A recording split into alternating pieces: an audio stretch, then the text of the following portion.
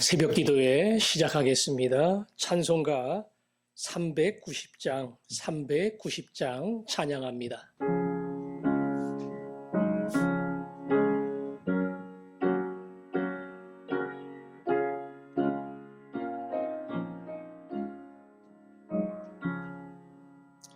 예수가 거느리신 즐겁고 평안하구나. 주야의 자고 깨는 곳 예수가 거느리시네. 주날 항상 돌보시고 날 친히 거느리시네. 주날 항상 돌보시고 날 친히 거느리시네. 때때로 괴로움 당하면 때때로 기쁨 누리네. 풍파 중에 지키시고 평안히 인도하시네. 주날 항상 돌보시고 날 친히 거느리시네. 주날 항상 돌보시고 날 친히 거느리시네. 내 주의 손을 붙잡고 천국에 올라가겠네. 괴로우나 즐거우나 예수가 거느리시네. 주날 항상 돌보시고 날 친히 거느리시네.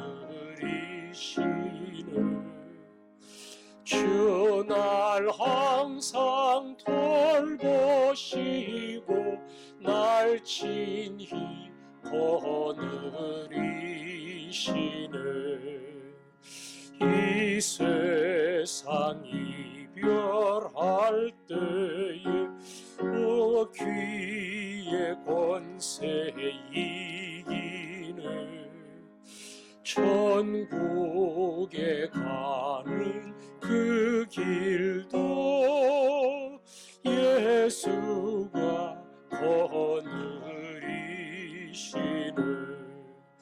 주날 항상 돌보시고 날 친히 거느리시네.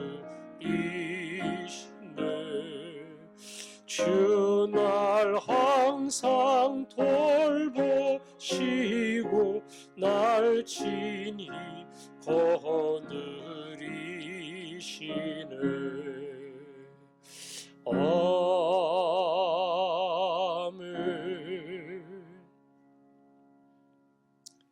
오늘도 어려운 지체들을 위해서 기도하겠습니다. 문명찬 집사님, 오래전부터 어깨에 인대가 끊어져서 고생도 많이 하고 일도 할 수 없을 만큼 고통이 심한데 이번 토요일 날 진료를 받습니다. 일단은 비수술로 치료하려고 하는데 선하게 인도해 주시고 일할 수 있는 힘을 주시도록. 김도순 집사님, 그동안 간경화로 힘들어하면서 잘 견뎌냈는데 다시 복수가 차기 시작을 했어요. 하나님 은혜를 베푸신 것처럼 붙들어 주시고 앞으로의 치료를 인도해 주시도록. 아시는 것처럼 우리 강성식 집사님 갑작스럽게 아버님의 부름을, 그야말로 소천당하는 아버님의 슬픔을 당하게 되었습니다. 이 시간 기억하시고 장례 절차에 한없는 위로가 그들 부부에게 또 아내 되시는 신집사님에게 임할 수 있도록 우리 세 분을 기억하고 기도하겠습니다.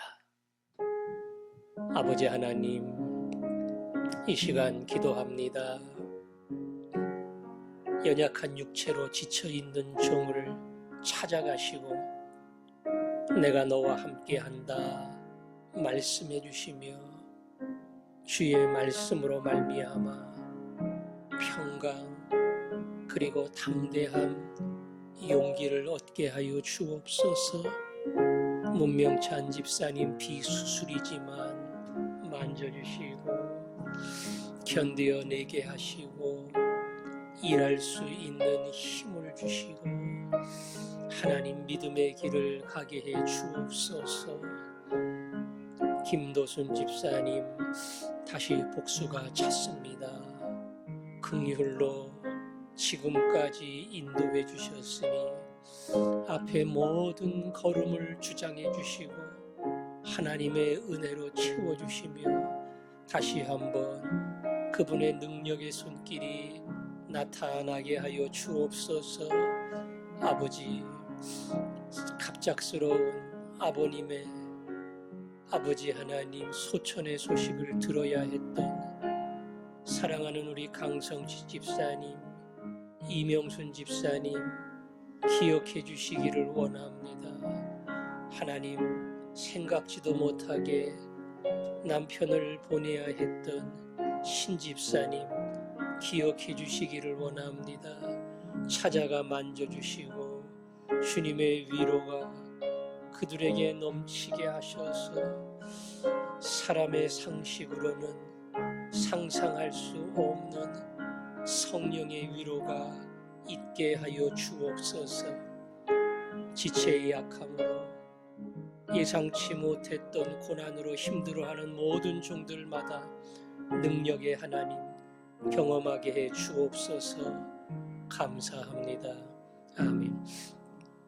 아버지 하나님, 문명찬 집사님 이번 토요일 날 진료를 받습니다. 앞으로의 모든 치료의 과정을 주장해 주시고 일할 수 있는 힘 있는 몸으로 회복되게 하여 주옵소서. 김도순 집사님 다시 복수가 차서 고민하는 가운데 있습니다. 여태껏 인도하신 것도 주님이시오. 앞으로도 주님이 책임져 주실 줄 믿사오니 한 걸음 한 걸음 앞서가시고 그 주님을 따라가는 저희들 되게 해 주옵소서. 갑작스럽게 아버님을 보내야 했던 우리 강성식 집사님 부부를 기억해 주셔서 주님의 사랑으로 만져주시고 오랫동안 살아온 남편을 보내야 하는 우리 신집사님의 마음을 주님이 위로해 주시고 장래의 모든 절차를 주장하여 주옵소서. 예수님 이름으로 기도합니다. 아멘. 하나님 아버지 말씀 누가복음 24장 36절부터 43절까지입니다. 36절부터 43절까지 읽겠습니다. 이 말을 할 때에 예수께서 친히 그들 가운데 서서 이르시되 너희에게 평강이 있을지어다 하시니 무서워하여 그 보는 것을 영으로 생각하는지라. 예수께서 이르시되 어찌하여 두려워하며 어찌하여 마음에 의심이 일어나느냐. 손과 발을 보고 나인 줄 알라. 또 나를 만져보라. 보라, 영은 살과 뼈가 없으되 너희 보는 바와 같이 나는 있느니라. 이 말씀을 하시고 손과 발을 보이시나 그들이 너무 기쁨으로 아직도 믿지 못하고 놀랍게 여길 때에 이르시되 여기 무슨 먹을 것이 있느냐 하시니 이에 구운 생선 한 토막을 드리니 받으사 그 앞에서 잡수시더라. 아멘. 엠마오로 가던 두 제자는 급하게 예루살렘으로 돌아왔지요. 그리고 이미 그곳에서 예수 그리스도의 빈 무덤의 이야기, 그리고 시몬이 그것을 다녀왔다. 그 이야기를 들으며 자기들이 만났던 예수님, 그 길을 동행하시면서 말씀을 가르쳐 주신 예수님, 식사를 하다가 눈이 밝아져 발견했던 예수님, 그날 그 자리는 예수 그리스도 부활의 이야기로 그야말로 이런저런 수많은 말들이 있었습니다. 바로 이 날이 예수 그리스도가 부활하신 날이고 이들이 함께 모여 있던 바로 그 시간이 그날 오후고 저녁입니다. 오늘 성경에 보니까 그들이 모여서 예수님이 진짜 부활을 하셨는가? 아니면 우리가 헛것을 들었는가? 유령을 보았는가? 믿을 수 없는 이야기를 가지고 떠들고 있을 때에 예수 그리스도가 갑자기 그들을 찾아오셨지요. 그리고 말씀하십니다. 너희에게 평강이 있을지어다. 너희에게 평강이 있을지어다. 그들에게 평안을 선포했습니다. 예수님을 만났다는 사람도 있고 빈 무덤을 봤다는 사람도 있지만 제자들이 한데 모여 있을 때에 예수님이 공개적으로 드러내신 적은 한 번도 없었습니다. 그런데 새벽에 부활하신 주일날, 그리고 그날 저녁 은밀한 곳에 숨어서 출입하지 못하던 그 다락방에 예수 그리스도가 찾아오시지요. 부활하신 예수 그리스도가 그들을 찾아오셔서 평안을 선포했습니다. 예수님이 오셨는데도 믿지를 못해요. 이게 바로 그분 예수님인가? 우리가 따르던 우리의 스승 예수님인가? 이거를 믿을 수가 없어요. 그때 예수님 말씀하시죠. 나는 유령이 아니다. 나는 몸이 있다. 봐라. 그리고 만져라. 예수님은 똑같은 사람의 모습으로 그들 가운데 오셨고 만지면 피부가 느껴지고 뼈가 느껴지는 육체를 가지고 계셨고 사람의 음성으로 똑같이 그들에게 말씀을 하신 겁니다. 그때서야 제자들의 마음속에 확신이 생기고 예수님이 부활하셨다는 그 사실로 인해서 기쁨이 생기기 시작했어요. 그럼에도 예수님이 한 번 더 말씀하시죠. 생선을 갖다 달라. 내가 그 생선을 같이 먹겠다. 유령이 무슨 밥을 먹냐? 그러나 나는 너희들과 함께 식탁에 앉음으로 바로 죽기 전에 예수, 3년 동안 너희들을 가르친 예수, 그 예수라는 사실을 너희들에게 알리기를 원한다.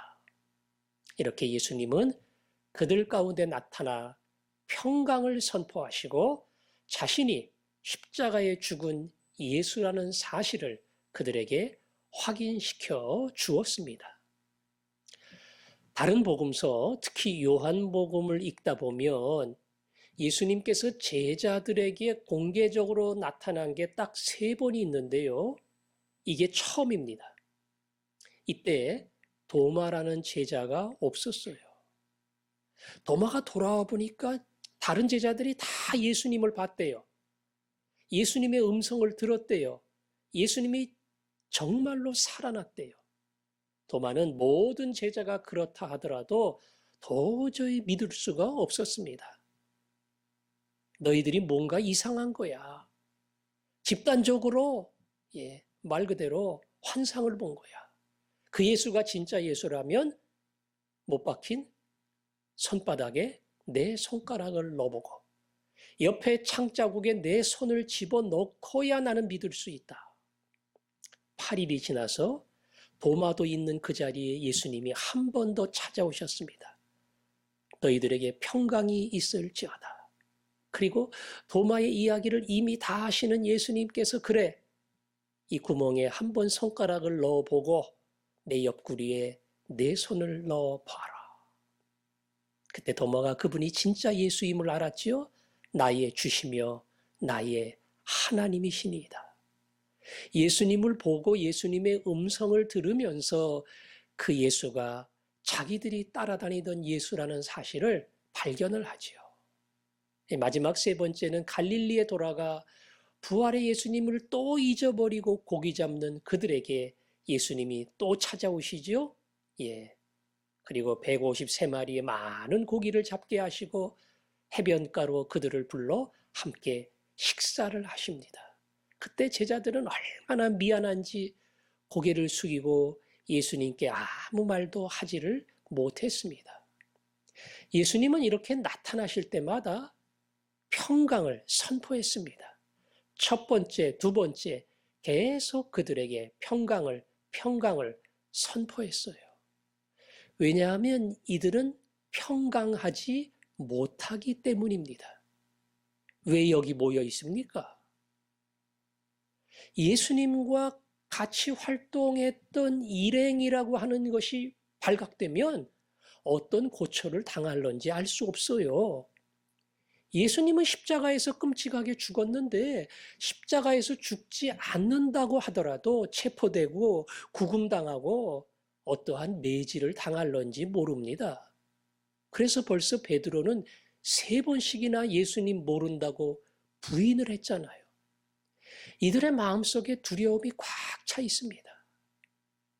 더군다나 그 두려움은 그들의 기대, 말 그대로 앞으로 이런 일이 벌어질 거야. 앞으로 우리의 장래에는 말 그대로 누구도 예상하지 못했던 영광스러운 길이 펼쳐질 거야. 어떤 세상적인 권력, 지위, 이런 거에 대한 기대가 있었어요. 그래서 누가 크냐? 그런 다툼이 일어날 만큼 이들은 예수님을 따라다니면서 미래에 대한 꿈을 꿨습니다. 그런데 그 꿈이 다 사라졌습니다. 그리고 그 미래가 두려움으로 찾아왔습니다.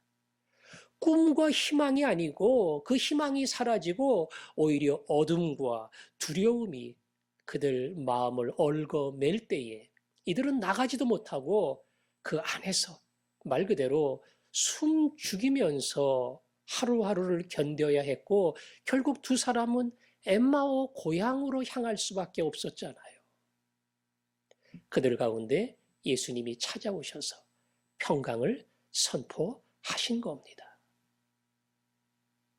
우리가 믿음의 길을 가면서 젊을 때 나름대로 가지고 있던 계획이 있고 꿈이 있습니다. 그런데 젊을 때부터 그 꿈이 꺾여요. 내 마음대로 입학도, 취업도, 그리고 결혼도 할 수 없는 그러한 상황에서 젊은 사람들이 벌써 의욕이 꺾입니다.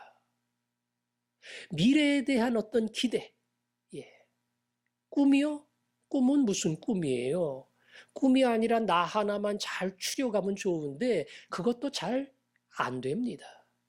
나이가 들어가면서 은퇴 이후 노후 생활에 대한 염려가 있습니다. 특별히 병중에 있는 사람들은 과연 나을까? 내가 다시 회복이 될까? 내가 건강한 모습으로 내 교회, 내 집으로 돌아갈까? 이런 거에 대한 두려움이 있습니다. 그 두려움이 어떻게 사라집니까? 물론 좋은 의사 만나고 성공하면 됩니다. 잘해서 취업의 문이 열리면 됩니다. 그러나 안 될 때에 그 문이 닫힌 상태에서 연약한 상태에서 고통의 상태에서 오랫동안 지속해야 할 때에 우리는 낙심하지 않을 수가 없어요. 오직 한 가지가 필요합니다. 너희에게 평강이 있을지어다. 예수님의 이 음성을 들으면 너희들에게 평강이 있을지어다. 상황은 안 바뀌었어요. 여전히 어려움 가운데 고민 가운데 있지만 평강이 있을지어다. 주님의 음성을 분명히 들을 때에 고민과 염려와 두려움이 사라지고 우리 마음속에 주님이 주시는 알 수 없는 평안이 흘러나는 줄로 믿습니다. 어떻게 이 평안을 얻을 수 있는가? 방법을 찾으라면 빌립보서 4장 6절, 7절에 가면 아무것도 염려하지 말고 오직 모든 일에 감사함으로 너희 구할 것을 하나님께 아뢰라. 그리하면 모든 지각에 뛰어나신 하나님의 평강이 너희 마음을 지키시리라. 지금 상황은 감사할 수 없습니다. 어렵고 힘들고 불평밖에 나올 게 없어요. 그러나 오늘의 고난 속에 아픔 속에 하나님, 이것도 하나님의 뜻이 있음을 믿습니다. 감사함으로 그 앞에 가지고 나올 때에 그게 병중이든 그게 시련이든 그게 어떤 경제적인 고통이든 감사함으로 나올 때마다 예수 그리스도의 놀라운 평강이 우리를 지켜주실 겁니다. 우리가 이 믿음과 기대를 가지고 주님, 제가 미래가 어둡습니다. 힘이 듭니다. 자신이 없습니다. 감사함으로 나아가기를 원합니다. 주님이 약속한 평강이 오늘 내 마음속에 임하게 하옵소서. 함께 기도하겠습니다. 아버지 하나님, 오늘 주님이 주신 평강을 누리기를 원합니다. 세상의 환란이 심하고 그 강한 비바람이 우리를 흔들 때가 있지만 잠잠하라 말씀하실 때에 그 모든 요동치던 바다가 조용해질 수밖에 없었는데 주여 찾아와 말씀해 주시고 주님의 말씀 앞에 나를 흔들던 세상의 모든 파도가 멈추게 하시고 말씀 한마디로 평강을 누리며 든든히 서는 종이 되게 하여 주옵소서. 예수님 이름으로 기도합니다. 아멘.